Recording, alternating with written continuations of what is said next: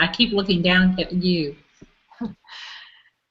Hi, welcome back to Marnie and Sue's Peep Show, our online reality TV show where we give you the behind-the-scenes look at our businesses. And today, Sue and I were talking about this week how to know when to maybe let a potential client, pass on by, not take on a client. I think that's one of the very first things that I learned in business is that some clients are not good matches for me, and that I do better if I stick with the clients that are the best match for me, and then I can keep my momentum and my energy up, and I don't get bogged down trying to work through personality conflicts or perhaps not meeting the needs of the client because we're not a good match or something like that. So yeah, and I've been through that too, and I keep in mind what I learned from Michael Port a long time ago, which is that we really do our best work when we work with the people who are ideal for us because they inspire us. And when we are inspired and working with the people who really float our boat, then we do our best work. So it's really best for the client as well as it's best for us. Right. Yeah. And so I was talking to somebody a few days ago about they had taken on a client that it just was kind of a personality clash, and we were kind of comparing notes on how I decide whether to take on a client or not. And in this particular instance, there were some red flags that would have made me not take on that particular client. And so I was able to articulate to my friend the 3 points that I look for, and I never had really verbalized it before. But if someone comes to me and they are ground level in their business, they don't have anything built yet, but they want to make, like, say, $10,000 next month, or the next month, or somewhere within the next 6 months, let's say, and then they have no money to invest in anything into that business. They're shoestringing it, very low amount of money. I might take that person for an energy session because I can help them move energetically the blocks out of the way, but I won't take them on as an ongoing consulting client because really the expectations are unrealistic, and they're not going to be happy with the outcome because it takes time to build a business and to get everything in place. So those are kind of my 3 things. If those 3 things show up, I'm like, you're not ready, maybe go talk to somebody at SCORE, get some free consulting on how to get your business started and get your ideas formulated, and then come to me, or maybe go get a job and earn the money so that you can invest in the business. Because it really does take some money to get a business off the ground. It takes some money to run one, even an online business. Yeah, I agree. I had a similar experience about maybe 10 days ago. Someone called me who wanted to work with me who insisted that she thought she could build a business that generated about $12,000 a month right off the bat, right within the first 30 days. And, it's possible to do if you have the back end of your business in place and you really know who you're marketing to, you have a marketing plan in place. I'm not saying that it's impossible, but this is a brand new business owner. But when I talked with her, first of all, she had a full-time job already that often required overtime. And secondly, she was trying to finish up a PhD and had another year or so to go on that. And then third, she had, because of her school expenses, she had almost no money to put toward her business.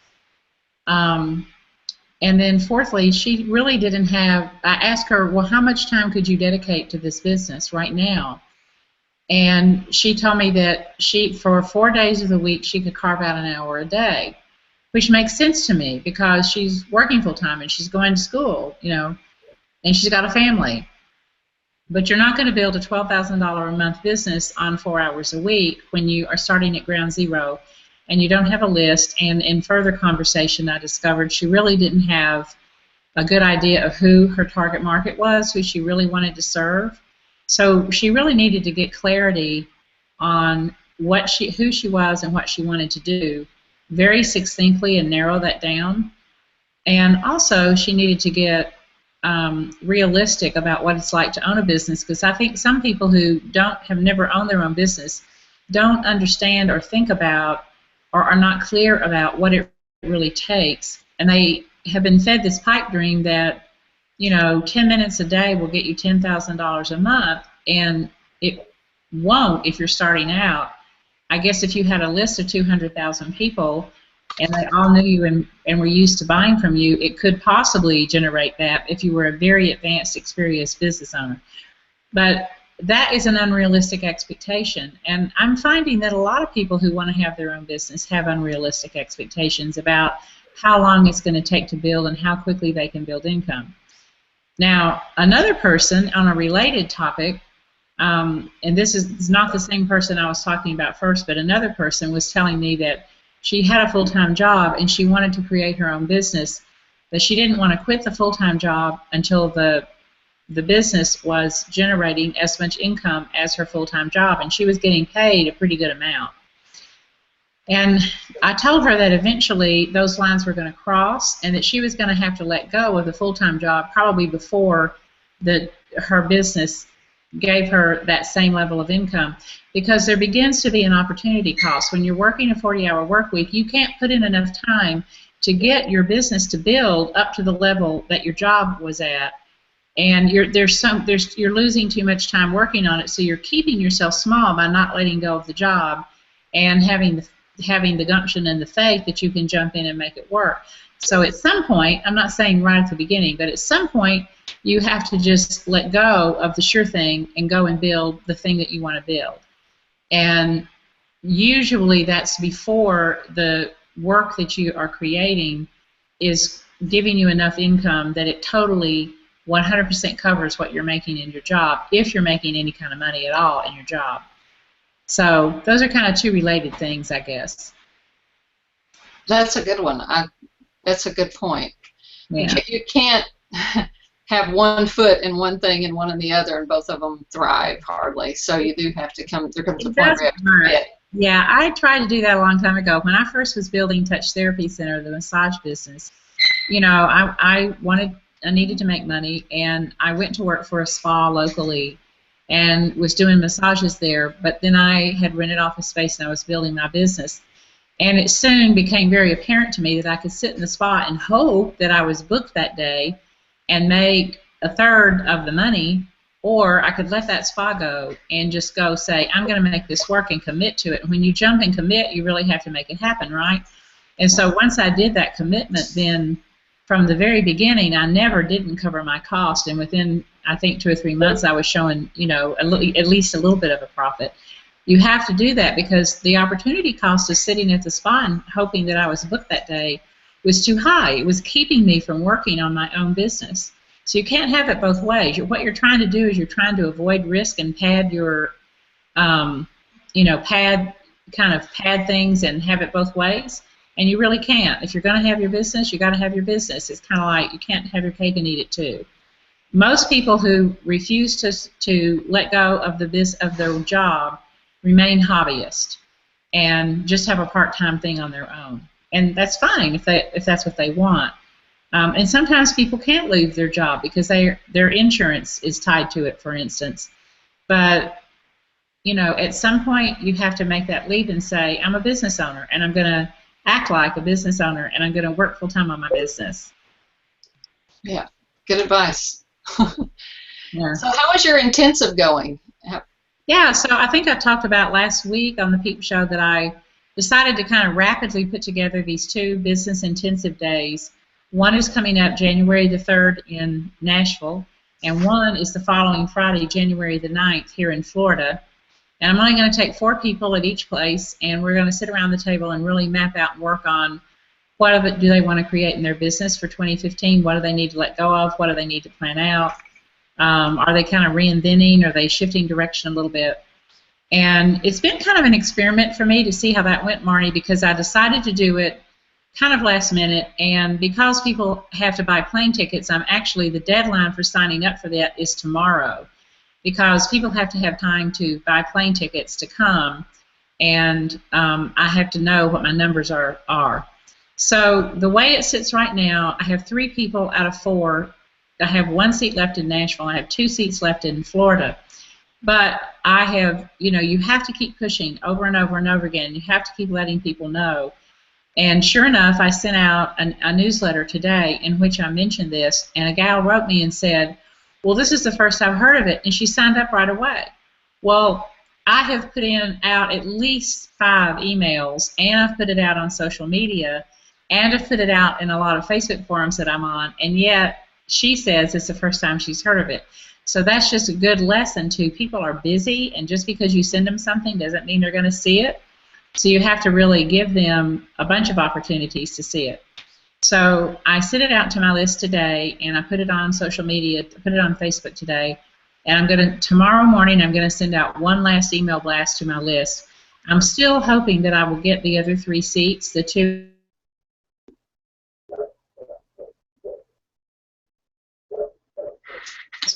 for me, and I really do want to have it, and I'll probably repeat it at some point during the year too. So you have to plan a whole campaign around it. You can't just put it out there once. And I see people doing that. They'll work really hard to develop content, and they'll push it out to their list once, and then they'll call me up and say, I got no takers.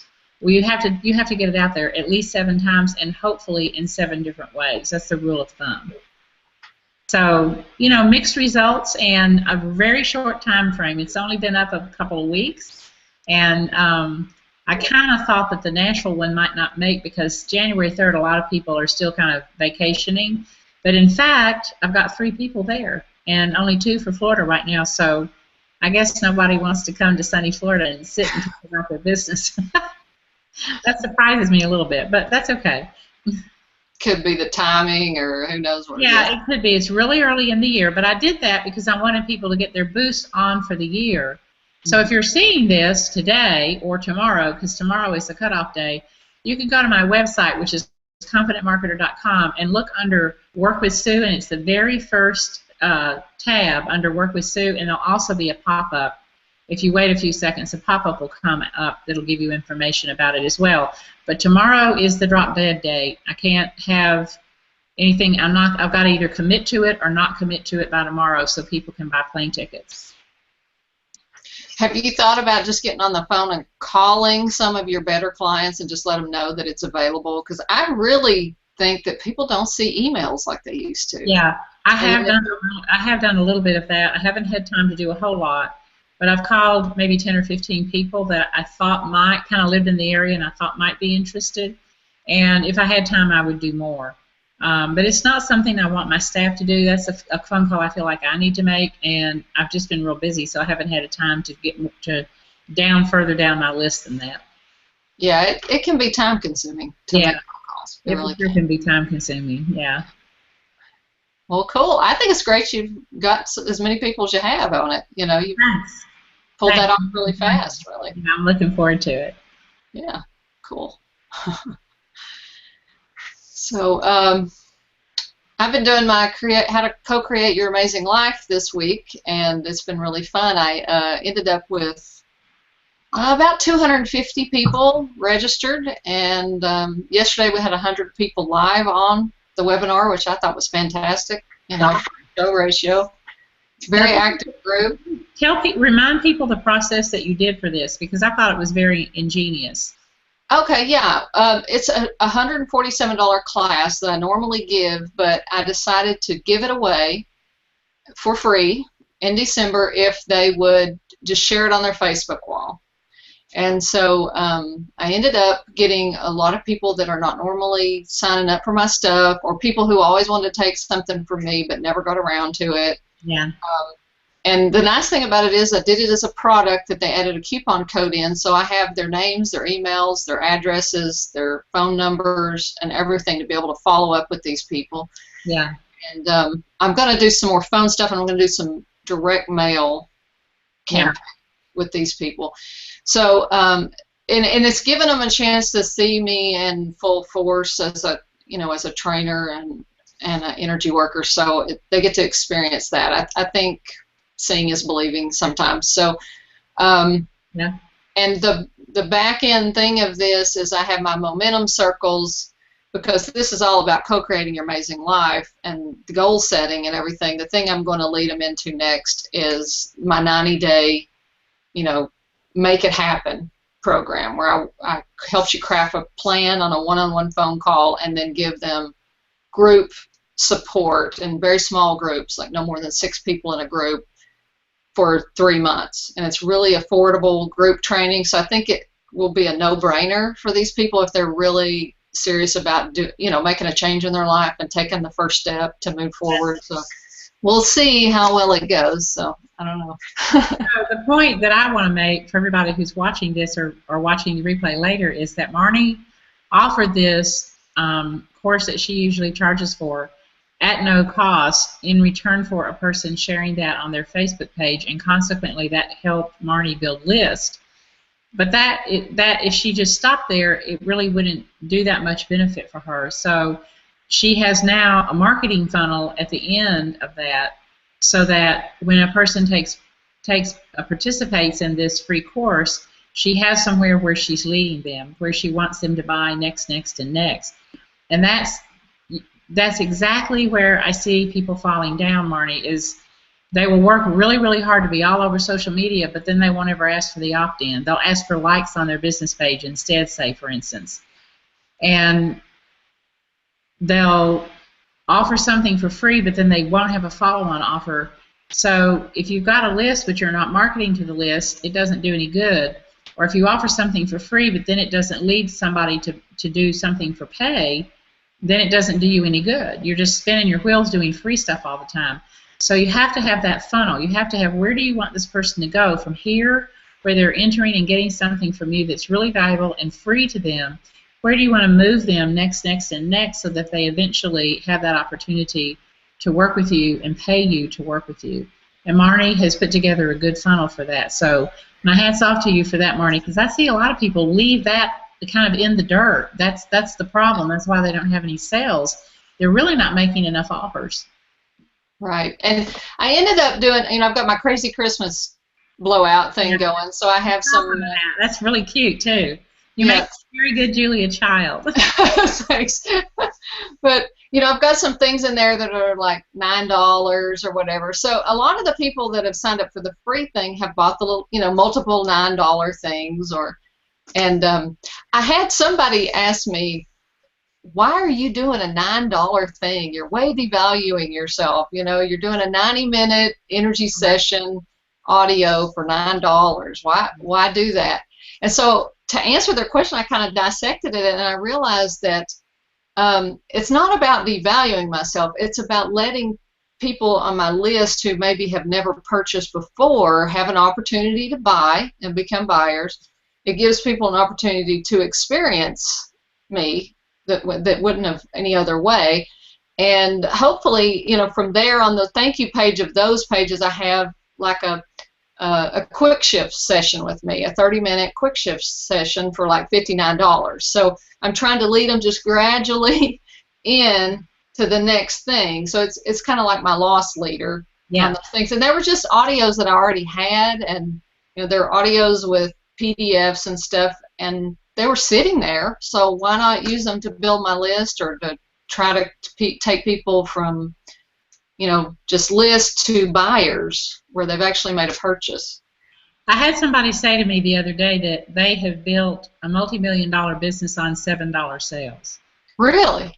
And I really had never thought about that before. I mean, this person has been doing this for years, mind you, but still, he's like, I just have the $7 sales, and from that I keep building my list, and I keep driving toward these $7 sales. He said, I think I've had one maybe that was $9 over the years.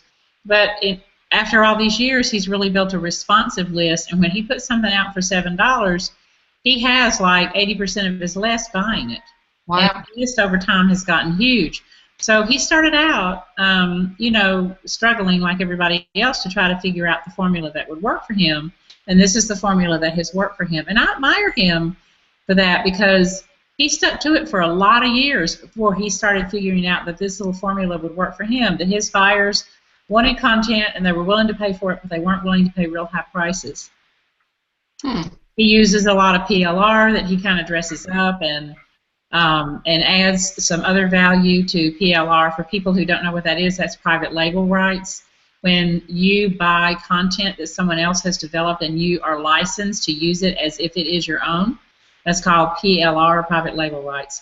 One of the big people in the PLR world is Jimmy D. Brown, and he does offer for sale a lot of good content.